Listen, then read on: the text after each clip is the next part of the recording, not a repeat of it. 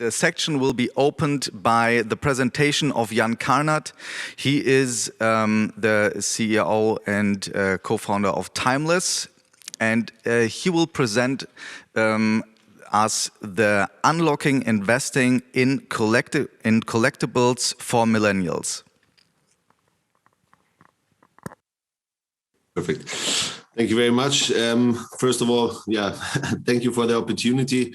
My plan was actually to come to Frankfurt, but then yesterday I found out how, again, let's say, not reliable Deutsche Bahn is. So here I'm trying to prototype this presentation now on Zoom. Give me a second to now share my screen. I want to tell you about what we're doing with Timeless. And overall, it's about unlocking investing in collectibles for millennials. And we're now live with our startup for 100 days. And I wanted to give you a little bit of an insight of what we think and what we believe will happen in the future, and also what kind of evidence we saw now over the last 100 years. Also at the end, if we still have some time now that I wasted 5 minutes on technical problems, I'm happy to answer any questions. And if this doesn't turn out, let's look into what can we answer after that session.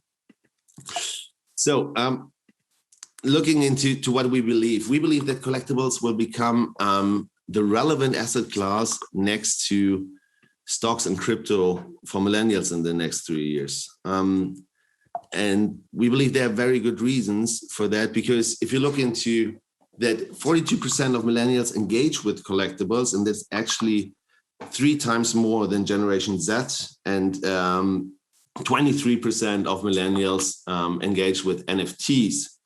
And this is actually also 3 times more than Generation Z, and actually 10 times more than baby boomers. And looking into the history of collectibles, you can see that a lot of these kind of hypes that happened over time, like for example, the sneaker hype, have been accelerated by millennials quite dramatically.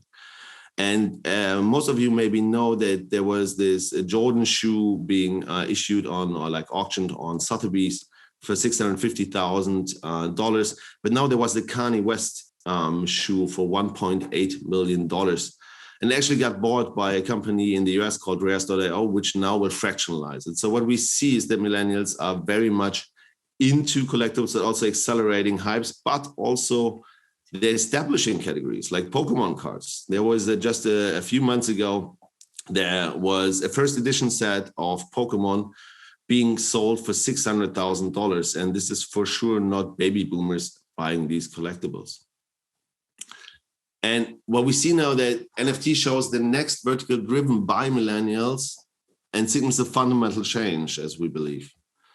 And overall, one of the things that we see, sales volume in Q1 2021 for NFTs were 1.5 billion. This is already a very impressive number, but it was 20 times up compared to the quarter before. And this leads us to believe that in the end, now with creators like Beeple and Puck, next to projects like CryptoPunks, are driving the relevant sales volume if we're looking into it. But it shows that we are at an exponential growth point of the collectible market. Because ultimately, we think the enormous potential lies with heritage brands and IP owners. And looking into that, unlocking the potential of iconic products and historic moments will change the collectible market for good. We see first signals with projects like Top Shot, but there are many more to come. And if you think about what other heritage brands could actually put into that market, I think there could be quite a substantial change over time, and most probably very fast. If you're looking into the point that millennials are really into collectibles and NFTs overall, and are the generation that will drive that trend, the biggest problem is that most of the millennials cannot participate in this growing market of collectibles. And the problem is they have limited access to the deals, and they have also limited capital. And they're lacking market insights as well as the asset liquidity of the collectibles, are actually bringing them to the point that they might not get into that market the way they normally would.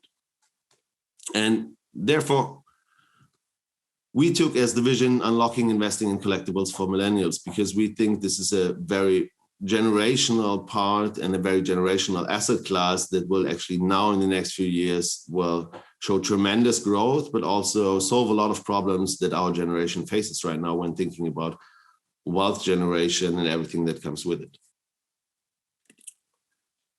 How do we do this? We make investing in collectibles convenient, accessible, and independent. We curate our investments, we certify them, we make them affordable by fractionalizing, so you can buy a share for 50 euros.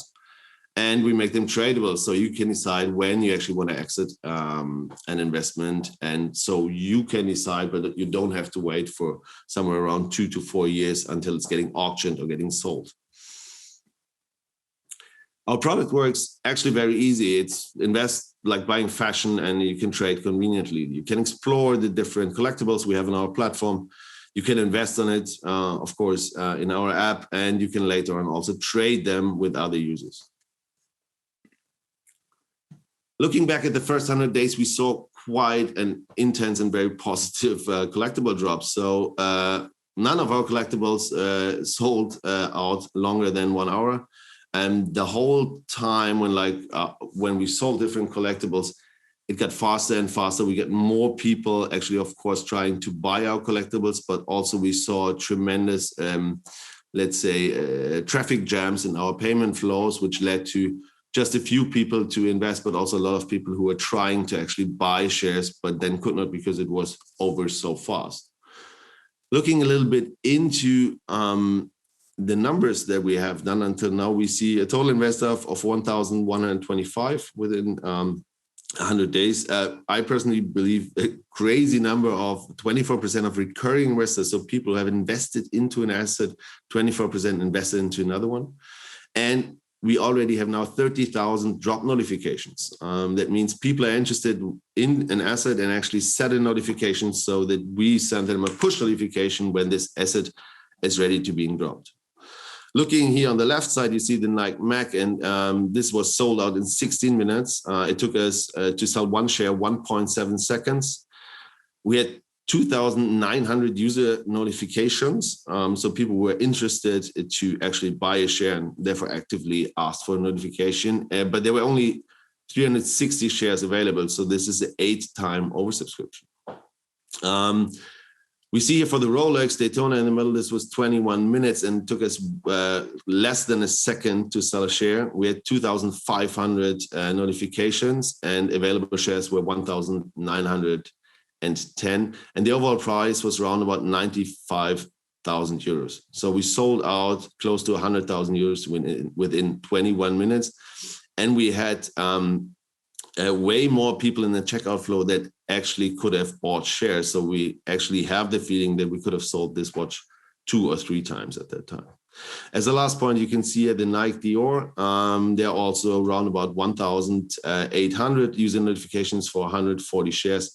So what you can see here is that the momentum of this asset class is building up quite well. And we can also see that this is just the beginning, the first 100 days. We're growing very fast on the registered users, but also, of course, a lot of people are actually trying to get a hold of when we're actually dropping these assets, which is always on Thursday. So timeless, or Thursday is timeless day at 11 o'clock. And we see that people are setting alarms to actually be a part of the drops that we have there. What we're doing in the next 100 days in the next collectible verticals, we're launching trading, but also we are launching cars as this kind of the next frontier, or the next asset class. We know that our users are very interested in, but also we think shows a very interesting and of course, a very evergreen kind of collectible vertical. And overall, we're taking 3 simple steps.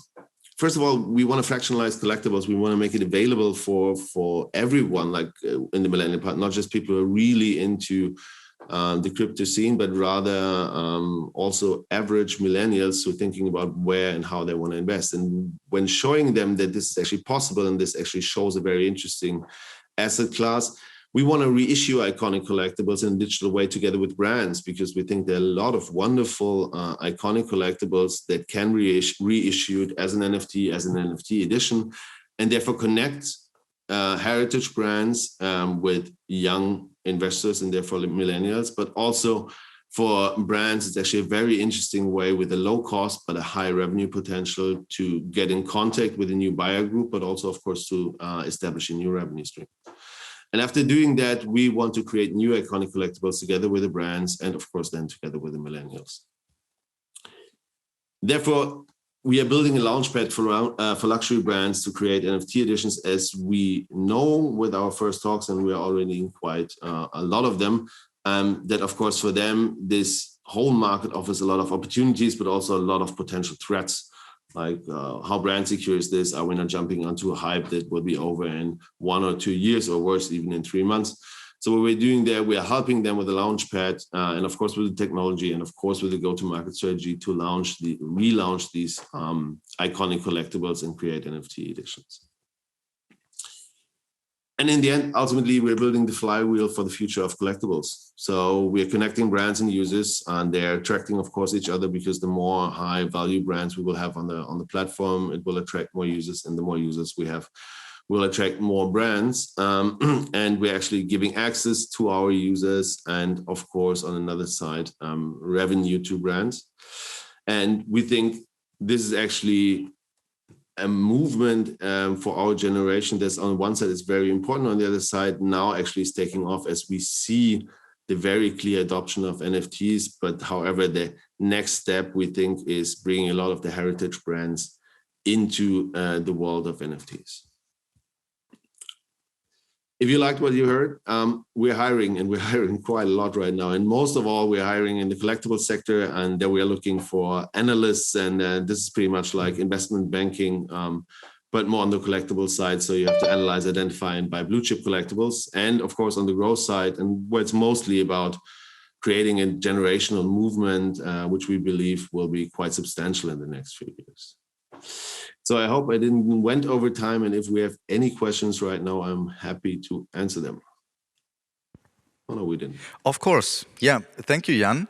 And yeah, we have received some questions through our Telegram channel. And I want everyone to encourage to join the Telegram. You have to click on our website of the Crypto Assets Conference, then to search for the agenda, click the link, then scan the QR code, and you can join in and ask some interesting questions. So now I can follow up with the question. The question is, why is it so safe to say that it's not baby boomers fueling the Pokemon cards trading and investing? So what we're looking into, of course, were a lot of different studies, and especially with Pokemons. I don't know if you ever saw Pokemon, but when this whole trend came up, of course, this was when we were most probably 10 to 12 years old. And what we see right now, especially with the studies on Pokemon, is that even like the percentage of baby boomers at least kind of engaging with that market is close to the lowest. If we're looking into sports cards, of course, and if we're looking into cars and watches, there's still quite a big percentage of baby boomers buying the big tickets. For Pokemon cards, that is absolutely not the case right now. There seems to be, of course, small outliers, but the big part of people engaging and putting their money down on that for this is millennials. Okay, yeah. Thank you for providing us these insights on this new topic and this interesting topic, of course. And we will hear more about it in our